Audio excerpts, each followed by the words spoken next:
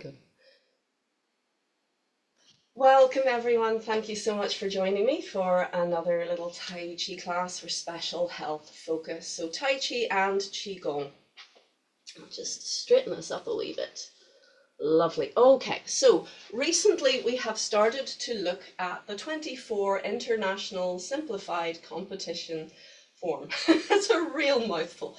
It almost takes as long to say it as it does to do it. So this form takes about 6.5 minutes to perform. And that's your competition standard time, your modern Tai Chi competition standard time. Traditional Tai Chi forms, or we call them Laojia, or old frame forms, would typically take around between 15 minutes if you did them really fast, or at the most half an hour.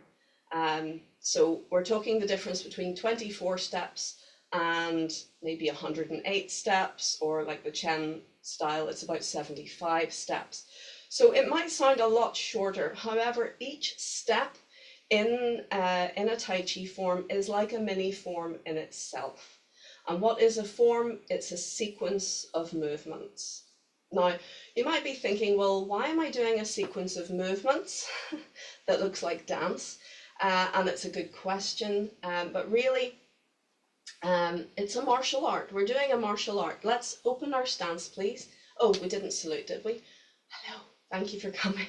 Okay, open the stance and we'll begin, we will begin our warm up. So, yes, it's a martial art, and martial arts rely on body memory. So in order to do a movement well, to execute the movement well, we need to do it a lot. And that's why martial arts in Chinese is called Kung Fu. Kung Fu means, what's the actual translation? I can't think of the actual translation, but it means to do something again and again and again, many times, to the point that it is intuitive, that it is something that just you can do without even thinking about it, and that your body responds perfectly. So like a well-oiled machine. And if we want to get that degree of ability, we have to do something thousands of times. Literally, the Chinese perspective is you want to do it 10,000 times just to be considered proficient at a move. And so the best way to remember all of these different moves and to make it interesting for yourself is to put them in a sequence. And so that's why we do these sequences, these forms, in order to, let's change direction, please. In order to keep it interesting and to help us remember all of them. So rather than just remembering like an alphabet of movement or a vocabulary of movement, we make interesting poems out of these movements. And that makes it pretty, it makes it enjoyable, and it's something that then can be shared and appreciated by others, rather than just saying one move hundreds and hundreds of times, and then the next move hundreds and hundreds of times. However, if someone were to attack you, doing the form, the sequence, would have absolutely no benefit whatsoever. So really the form is just a way of helping you to learn the moves. Then in application, when you're using the martial arts, you don't worry about the form, but the movements within the form should bubble up into the body mechanics without even thinking. It's just a response, like a reflex action. So that's the theory behind it. And you get the likes of Bruce Lee, who did actually study Tai Chi first before he went on to Wing Chun. He didn't like Tai Chi, he thought it was too difficult, but I'm sure he could have done it easily. But he decided that actually form was useless. But the thing is, he had done the work, he had done the legwork, so he already had that body memory. So he created freestyle boxing, or a style of freestyle boxing with no form in it at all. His own style of boxing didn't have form. But I would argue that the only reason he got so good was because he put the graft in, he put the effort in. Relax down, please, and ease out of your stance. So at the level that he got to, form wasn't necessary, but it was because he had already done it. He'd already put himself through that university of repetitive movement within his body. So it's very, very useful for us. If we want to get anywhere with our training, it conditions the body, it strengthens the body. Let's do a little bit of rotation of the ankles, please, and breathe. And change direction. I think Bruce Lee's style was called Jeet Kune Do, but don't quote me on that. But Tai Chi very heavily relies on form to help people. Shaking out, even if you're really interested in doing the martial aspect, you would never leave out the form training because it's a discipline as well as everything else. It is body conditioning, it's mind conditioning. It's helping us to focus and to remember sequences and just to generally put the hours of training in and keep us interested. Good, and shake out, please. Very good. Can we open the fingers and close the fingers? Do you remember this one? I think we did it a few weeks ago. So we're curling the fingers in. Do you see what I'm doing? Curling the fingers in, each one in turn, and the fist last. And breathe. Good. Now this is an energizing movement. We're waking up the meridians. Good. And let's release belly, hips, knees as if we're seated and rotate the wrists, limber the arms, but think of the movement as coming from center. So do you see the way I'm doing a little bit of a leg pump? And there's a little bit of movement flowing, rippling up through the back. Let's change direction. Breathe. Remember, the wrists have a very concentrated group of meridians flowing through them. So when we work on the wrists, we're also waking up our energetic lines. Very good. And relax down. Give everything a little shake out. Let's lengthen up through the top of the head. If it's comfortable to do so, ease over to one side and give the arm a little wibble, wobble and shake. Breathe. Good. And lengthen up. And to the other side. And a wibble, wobble and a shake. Good. So last week we looked at a training exercise. Let's come back to center, please. Lengthen up, relax down. We were looking at a training exercise to help us get the mechanics of the movement of going forwards and back, especially going forwards. If you remember, we focused on coming forwards from underneath as opposed to coming forwards from the front and tipping or dumping our weight forwards onto our knees. So I want you to continue to work with that, please. And if you haven't been practicing, let's do a little bit of forwards and back motion now with our wheel turning, coming underneath and underneath. And this in itself, just getting this idea of coming forwards from under, can hugely save our knees from a lot of pain and issue. Good. So let's swap over, please. And if you remember, by coming forwards, feeding it from underneath, it helps you maintain that upright posture rather than tipping or leaning forwards. And it helps to strengthen and shape your legs in a much more balanced way. Very good. So every time in the form when we feed forwards, we want to think of that guiding in underneath, as if someone's offering you a chair and you're sitting into it. That, well done. And relax down.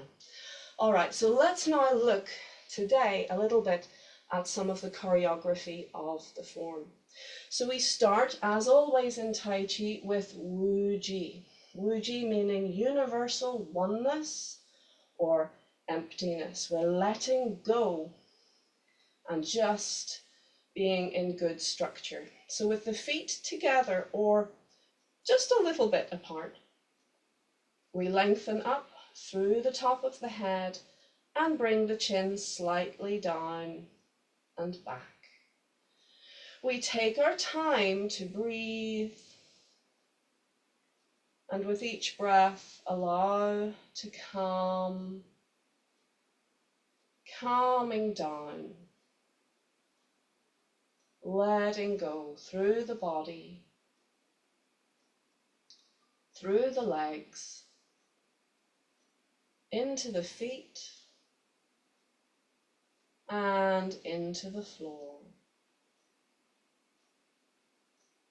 Now, if you're seated, you can keep your stance open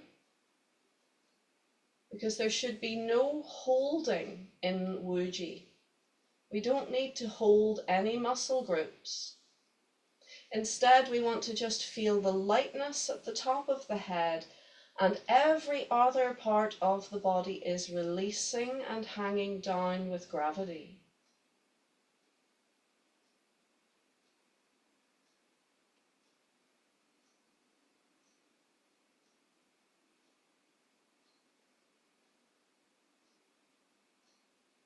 Calm down and listen behind.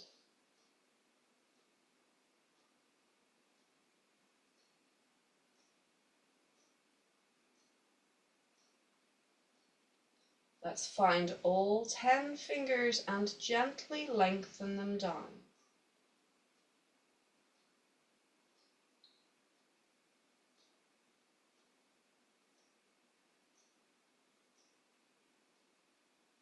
Can you feel an even connection with all 10 fingers?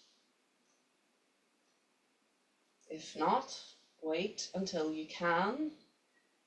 Focus the mind and breathe into any fingers that feel less than. And feel them come alive as you breathe and relax into them.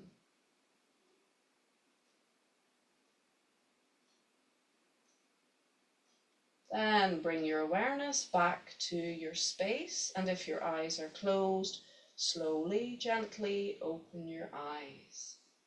Let's begin by releasing through the belly, releasing into the hips, releasing down into the knees, down into the ankles and feet.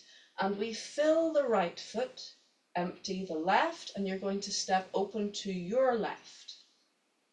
Please don't think it, I am mirroring. Open to your left, toes first, put the foot down, your weight is still right. Now we just gently guide our weight into center. So at this stage, the weight is 50-50. Check posture again, feel the top of the head floating up, the chin slightly down and back. Allow the body to release and hang down.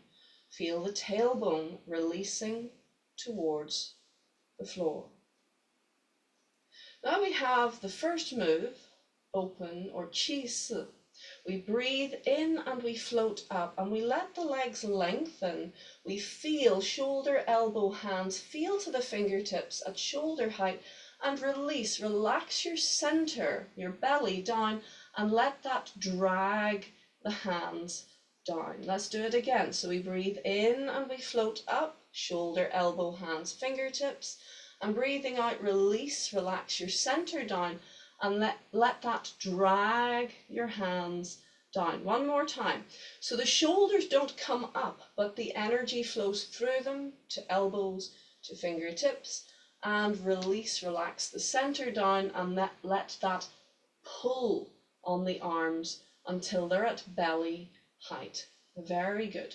Now we're going to take right hug ball. So a slight turn to the right, right hand on top, left hand underneath. And let's do that again. And this time, as we feed into the right, we bring the left foot in.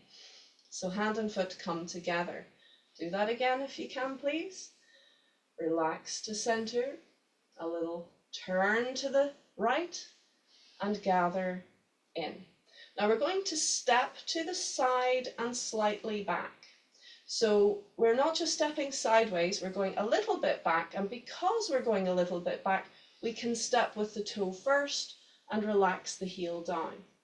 Now we're going to turn, so we're turning the center, which turns the leg, and as we do, we're feeding the weight forwards onto your front leg, your left leg, and fixing the back foot to 45.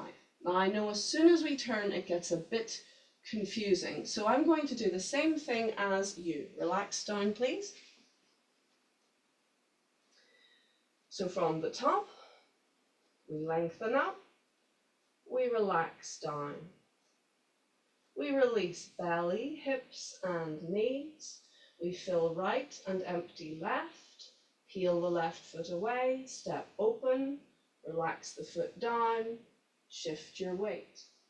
Breathe in and float up to shoulder height. And breathing out, release belly, hips, knees. The hands feel like they're being pulled by your center.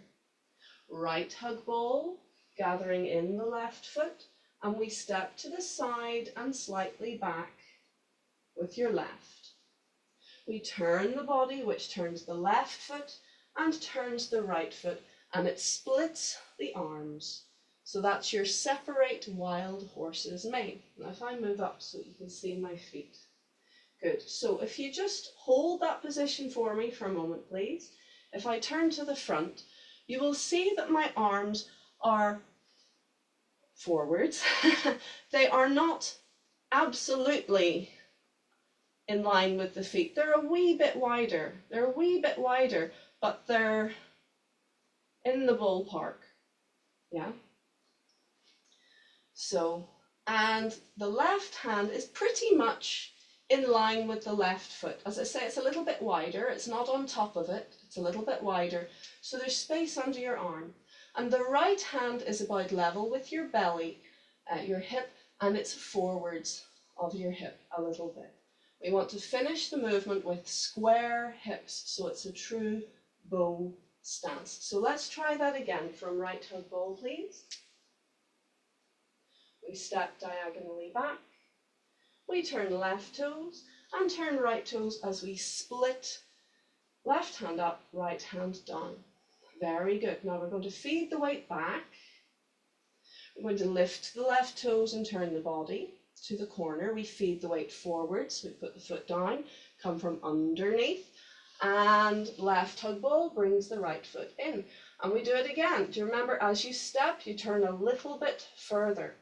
So as you step right, you're turning a little bit further to the left. We squash the arms down or towards each other and split. And we keep squaring up until we're facing the side. Relax to center. We feed the weight back, we turn, we feed the weight forwards from underneath and come in. And finally, as you step left, a little bit more turn to the right, squeeze towards each other, then scissor apart and relax to center. That's your third step. So we finish with the weight forwards. We keep the weight forwards and bring the back foot halfway in. Turning to the left, feed the weight back and make a small hug ball. So your left hand is on top. We swing the right hand up. We swing the left hand down and release the foot, and that's your white crane opens its wings. And finally, we have old cat washes its face, point to the elbow, and draw the foot in. Well done, and rest. Take a breath. Good, now that's the choreography so far. That's the first 2 steps. 2 steps out of 24. So you're doing pretty well. Okay. We did go over these steps last week, but I'm going to do a little bit facing you, a little bit of what we call silk reeling, and we'll just remind ourselves.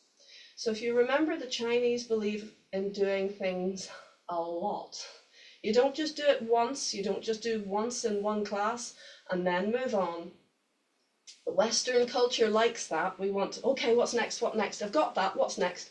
Now it takes ages. So there's the rough understanding of the movement, but then we have to run it through our systems many, many times. And by doing that, it becomes slick, it becomes polished, it becomes refined, it becomes a tool towards mastery as opposed to just a movement. So let's have a little go at our silk reeling for separate wild horse's mane. White crane opens its wings and old cat washes its face. So can we have a right tug ball, please? Remember, I'm mirroring, so if I'm doing it the same as you, I'm here, right tug ball. Good. So we're going to turn a little bit more towards the right to draw the hands towards each other. Do you see, I'm not just bringing my top hand down, I'm drawing both hands towards each other a little bit. Good. So there's balance, there's a feeling of unity. And now we untwist, the lower hand skims forwards and up, the upper hand comes down. So we finish extending forwards about level with our shoulders. So we're not in and we're not out. We are forwards of our shoulders. Release and turn. Left tug ball. Turn a little bit more to release and draw the hands towards each other, the lower arms towards each other, and untwist and scissor apart. Again, finishing hands shoulder width, shoulder height, and belly height. And release. Make your ball and turn it a little bit more. Squeeze the arms inwards towards each other and separate. Keep going, please.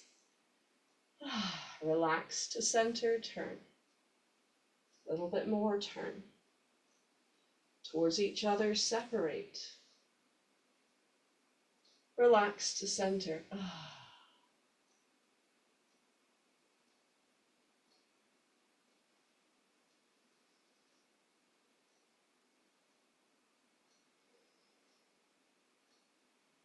Don't forget to relax to center at the end of each move. That will help you recover, it'll help you rest, and it'll help gather strength, relax to center, for the next move. When we relax to center, it is like bringing the trains back to the central station so that you can send them out again.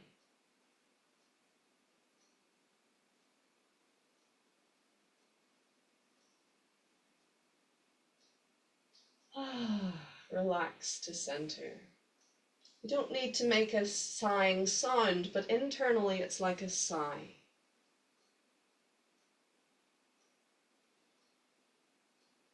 Remember to pace yourself and only do what you can comfortably. When you've had enough, you can rest and watch. Very good. One more time, please.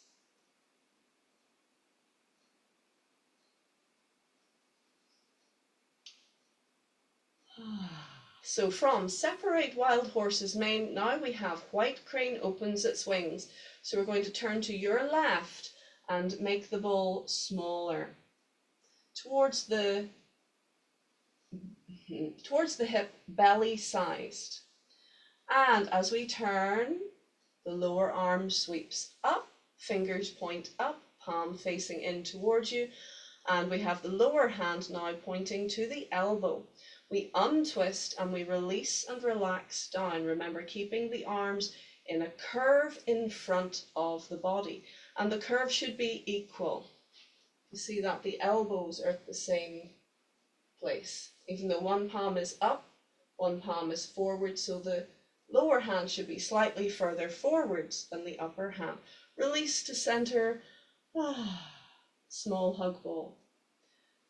A little turn and relax down. Soften and breathe. Up and down. Now think of the martial application. These are a series of blocks. So if someone's coming to punch you, you knock the arm out of the way. Again, if they're coming to punch your body, you knock the arm out of the way and relax down. Again. From the martial perspective, there are multiple applications. It's never just one. And I'm not really focused on the martial, even though I did my dues and got tied in knots in class by my master. It's not my thing. But feel your way and think, how could I use this in application? Because that will give you the correct focus of energy in your limbs. The area that is blocking, there the energy should be. Good. And from there, let's point to the elbow and lift. So we have two circles, one is doing 3/4 and the other is doing 1/4. So it's the gentlest little turn in center, but that drives the movement. Again, this is a series of blocks. It could also be used as a manipulation of your opponent's forearm to put them into a lock. So we're pointing to the elbow, pointing to the elbow. This position of pointing to the elbow you will see time and time again, both in Tai Chi and other martial arts, because it is an excellent measuring stick for the position. It's excellent for energetically creating a circuit within your own body, but it's also excellent that if someone attacks you, your hands will be in the right place to protect you from their elbow and hand. So if you're out here somewhere, you won't be able to make that that protective movement. Good. So that's your old cat washes its face. Breathe and relax. There's lots of coordination going on within this move. I don't know what your coordination is like. It doesn't matter. Wherever you start from, you can build on it. So your Tai Chi practice and Qi Gong practice will actually help your coordination become stronger. But it's use it and make it stronger. Don't use it and you'll become less and less coordinated. Good. All right, and rest. Take a breath. And just circle those shoulders. Well done. So in the form, we open, we do raising the water, we do right hug bull, and we have 3 steps to your left, separate wild horse's mane. We then have our little linking steps of white crane opens its wings and old cat washes its face. Now, let's do it once, just facing each other. So we're going to leave out the side turn, which means you can watch me and follow me directly. I know this is a little bit unorthodox, but for the purposes of using the screen, it may be very useful. Because once we turn and you're having to turn your head and follow at the same time, it can be a little bit confusing. So from the top, please, we're going to face each other. We're leaving out the turn. So a little bit of creative license is required. We lengthen up. Deep breath, sigh. The tension away, all the way through the feet into the floor. And again, deep breath. Sigh the tension away. Release, belly, hips, knees, fill right, empty left. Step open to your left. Relax the foot down and shift into center. Raising the water, we breathe in and float up. And breathe out, release, relax, down. Now I'm mirroring you. We're going to take right hug bull. And we're not turning this time, we're just going to step so that we can keep an eye on each other. So we're going to step. Notice the width of the step. I'm not going in one line, I'm going a little wide. We turn, should have turned as we stepped, relax and separate, square up, relax to center.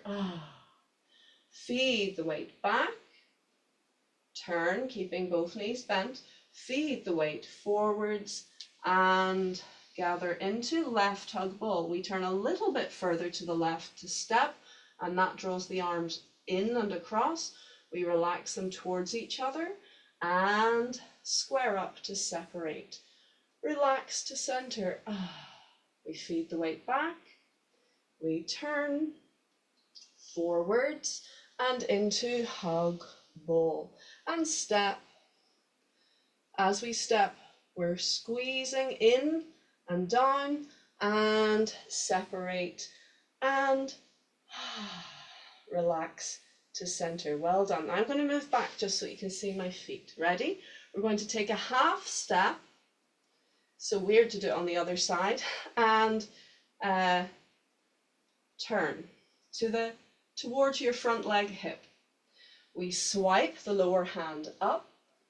We swipe your left hand now, your lower hand now, down, and release the front foot a little bit. There's your white crane, opens its wings, and now we have old cat washes its face, block 1, block 2, and this time draw the front foot in as your fingers point to your elbow.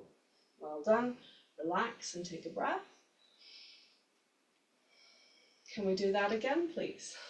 Okay. So we start together, lengthening up.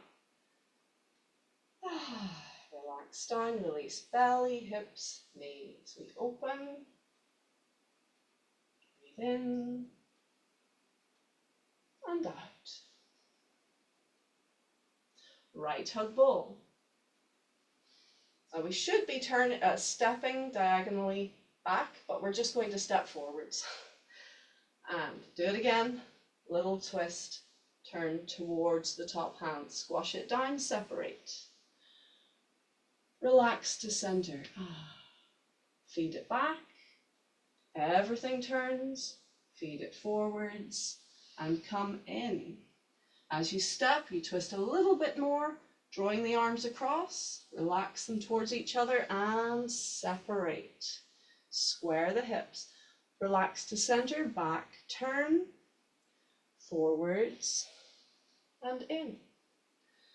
Step, remember the squeeze as you step.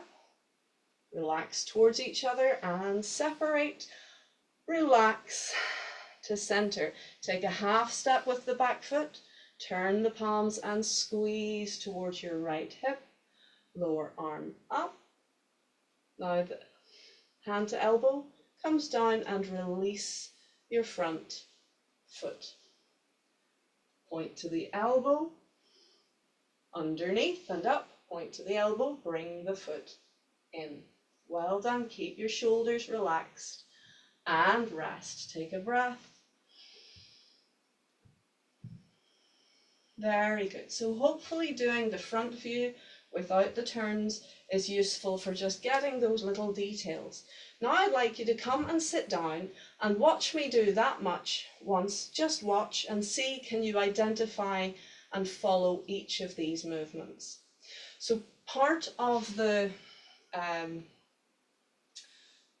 vocabulary of Tai Chi training is being able to watch and internalize as you do it. So you should be very careful who you watch practice Tai Chi, because you will take on whatever qualities you see. Whether you go, oh, that's lovely, or oh, I'd better not do that, that wasn't very nice.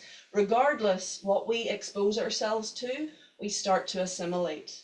So both me and my husband, we've both noticed this, that we'll watch a student doing something what we think is wrong, not as good, and we'll think to ourselves, well, I'd better not do that, and we find ourselves doing it because we have just exposed ourselves to it. So it's a bit like food. You are what you eat. Your Tai Chi practice is what you expose yourself to.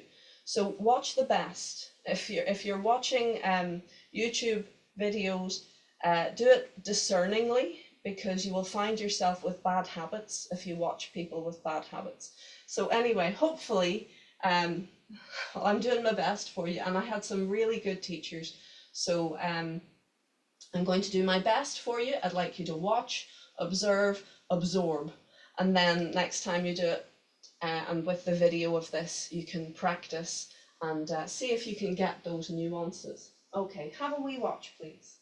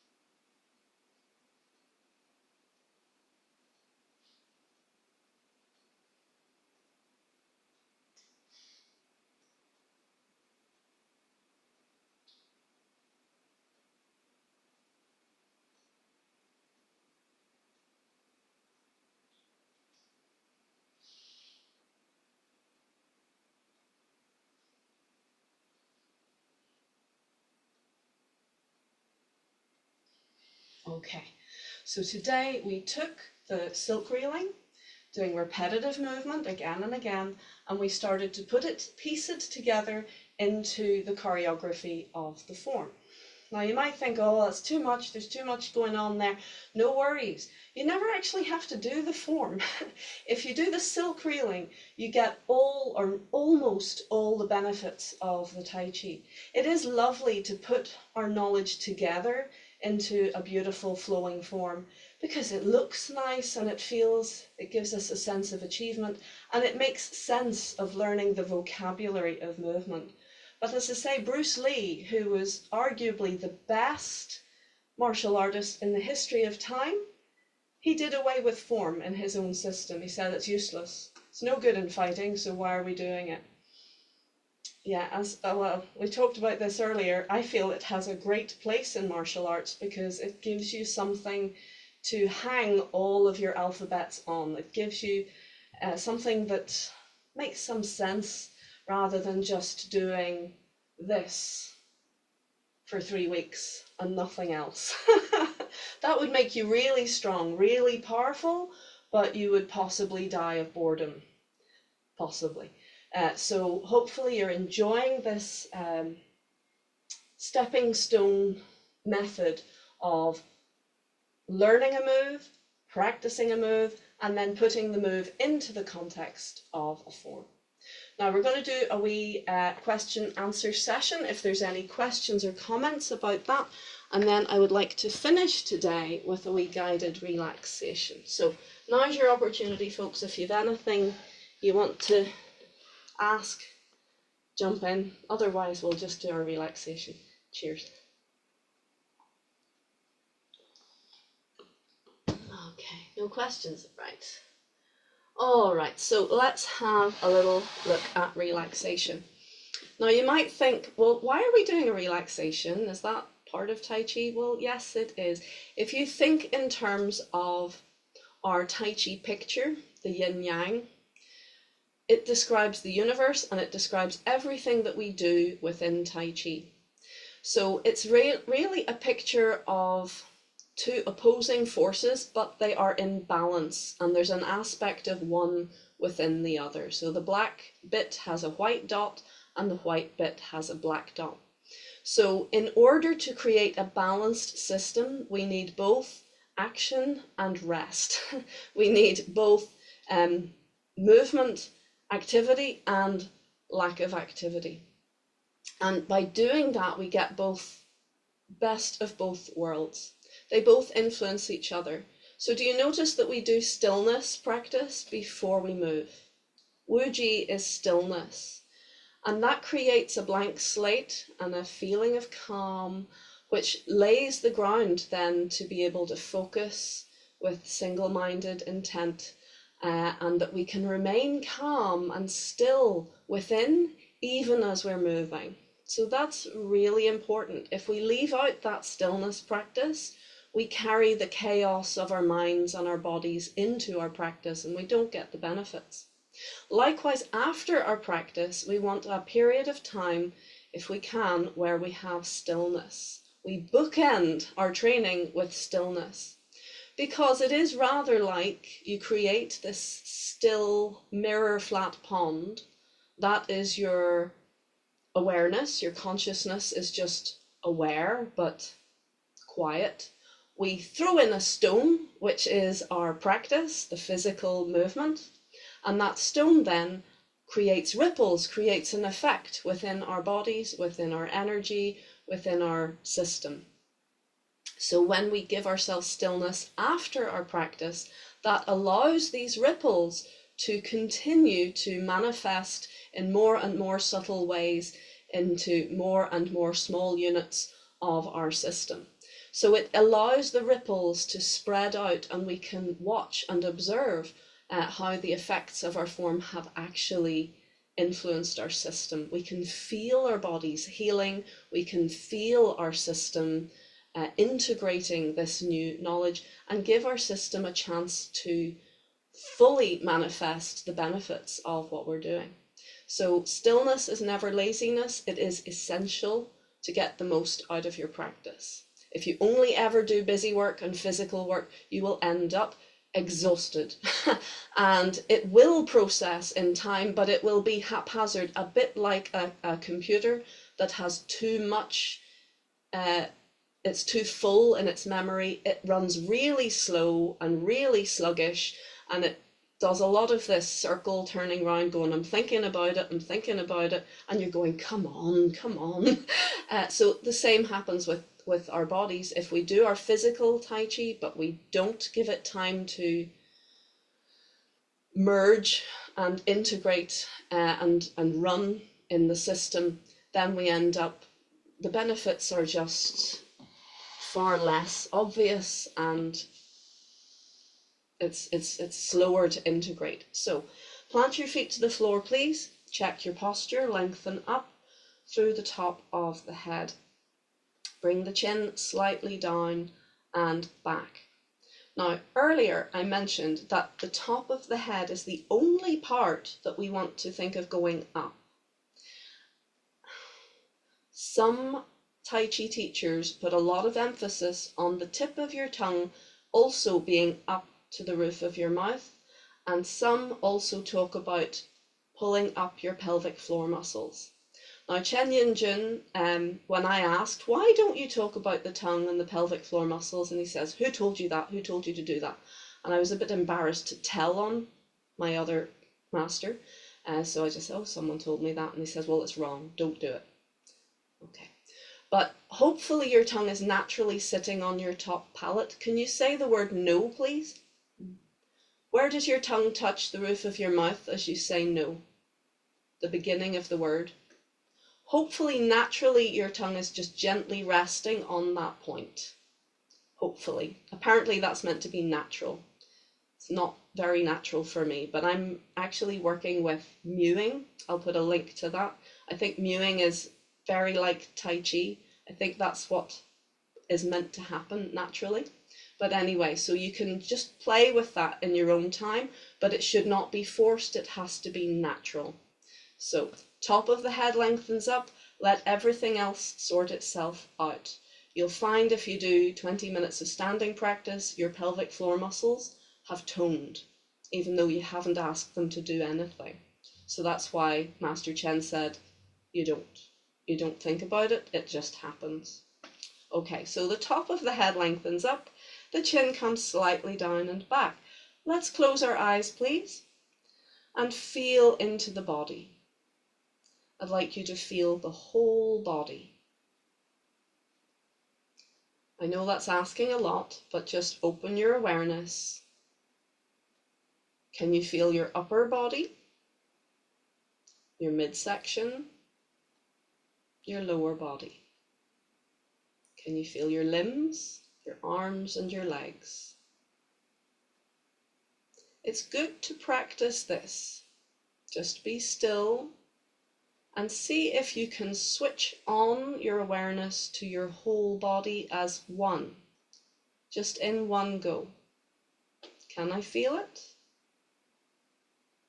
Can I breathe into my whole body as a unit? Can I let go through my whole body as a unit? Now, often the answer is no, in which case we do a little bit of body scan, and that's an easy, gentle way to integrate awareness and body. So let's feel to the top of the head. Again, check that it's floating up, that the chin is slightly down and back. And very gently begin to pour your awareness down. Pour your awareness down over the front of your head, over the back of your head. Pour down over the sides of your head and down through the center. Just like water pouring down, it effortlessly goes downwards. We don't go back up, we keep feeling down over the face, over the head, over the sides, over the center. We keep letting go. With each breath, we feel a little bit further down. Let's feel over the neck, over the throat, over the sides of the neck, over the center of the neck, pouring gently, slowly down. Let's feel over the chest, over the upper back, over the shoulders. As you breathe, feel this pouring, releasing sensation. We go down through the upper arms, through the sockets of the shoulders, feeling down the fronts and the back of the arms. Feel the inside edges and outside edges. Feeling down into the elbows. Keep pouring your awareness down through the center of your upper arms, through the elbows. Feel into the lower arms. Feel into the front, the back, the inside and outside of the lower arms. Feeling into the wrists. Breathing and relaxing into the wrists. Feeling the palms of your hands, the front, the back, the blades. Feeling into the thumbs.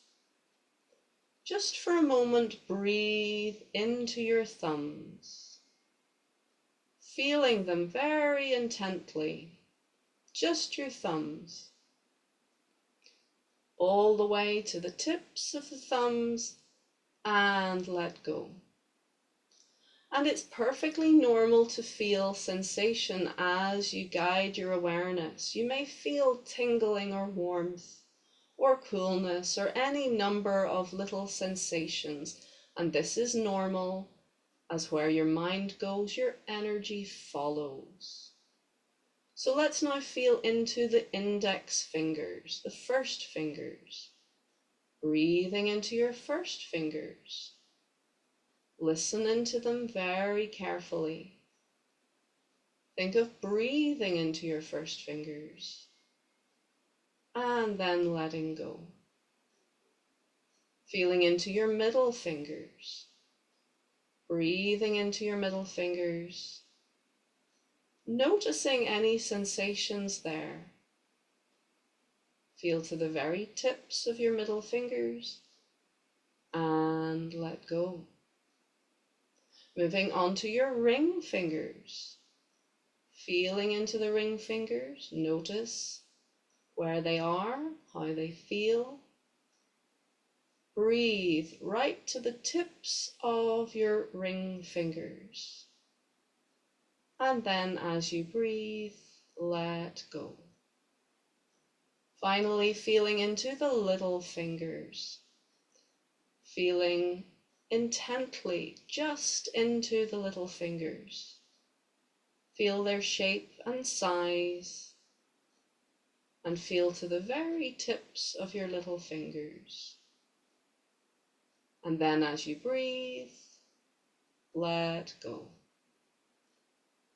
So we feel the hands, the lower arms, the upper arms, and the shoulders, the sockets. Can you feel the weight of your arms now, heavy and released? And with each breath, we can let them release even more. In fact, a practice could be that you just spend half an hour breathing and letting go through the weight of your arms or your legs. Because there is the physical tension we can let go of, but we tend to hold historic tension of an entire lifetime. And as we breathe, we can let go little by little of that historic tension, just by following the breath, breathing into the limbs in question and letting go a little bit more. Each time you breathe, you are fueling your system with life force, with energy. And every time we let go, the energy can flow even more powerfully, without impediment. So feeling that lovely weight of true relaxation in the arms, we breathe into it and we let go, and we bring our awareness gently back up to the chest. Breathing into your chest and upper back, gently gliding your awareness down over the front, over the back, and the sides of your body. With each breath, we release and relax whatever we feel. It becomes part of the practice. We experience it and we let go of it. We go to the waist, we go to the lower body, the belly, the hips, the lower back. Breathing into whatever sensation we find. Welcome it for a moment. Breathe into it and let go. Feel the weight of your body sinking down into your chair. But let's just for a moment check the top of the head is still floating up. And if you have collapsed, not to worry, it happens. Gently lengthen up once more. The top of the head, just the top of the head, keeping the chin down and back. And then we can sigh, back down to the sit bones. Feeling the way down through the legs, feeling the upper legs, the front, the back, the inside edges and the outside edges. Feeling down through the center of your upper legs. Breathing and letting go into the knees. Feel all four corners of the knees, the center of the knees, and let go. Feeling into the lower legs, front, back, and sides. Feeling into the ankles. Feeling into the feet. Feeling into the floor. Breathe into the whole of your feet. Feel all 10 toes. Feel the blades and the arches, the top and the soles, and breathe, let go into the earth. Let go of tension. Feel the legs heavy as you breathe through them. Feel the whole body once more. And notice, are you able to feel as one, the whole body, very relaxed? Let your breath flow effortlessly through your entire body. Like a house with no furniture, there is lots of space. Effortless energy flow. Effortless health. And let's very gently guide the hands to come in to the center. Covering your center, hug your elbows gently in and feel the touch of your hands, the warmth flowing into your belly. Breathing into the very center of your belly to a single point of very bright light. Hot like the sun, and feel your energy is stronger. Beautiful. Well done, everyone. Let's ease from the stance, please. Wiggling fingers, wiggling toes, and very gently, very slowly easing yourself into a little bit bigger movement. Remind yourself of where you are, your space, what it looks like, and when you're ready, slowly and gently open your eyes. And I've gone a little bit over time. My apologies. You got a few minutes extra for free. I'm going to leave it there, please, folks. If you are doing an activity now, I recommend refreshing yourself with a nice glass of water, preferably hot water. Shake out, stamp. If you're going for a sleep now, then just keep your mellow and go for a wee rest. But make sure before you go on with your day, give yourself a little bit of a wake up. Good. And brush, brush, brush, brush, brush, brush, brush, brush, brush. Thank you so much for joining me today, folks. You're working ever so hard, and I can see definite development, which is a pleasure. So thank you so much, and I look forward to seeing you next time. Thank you.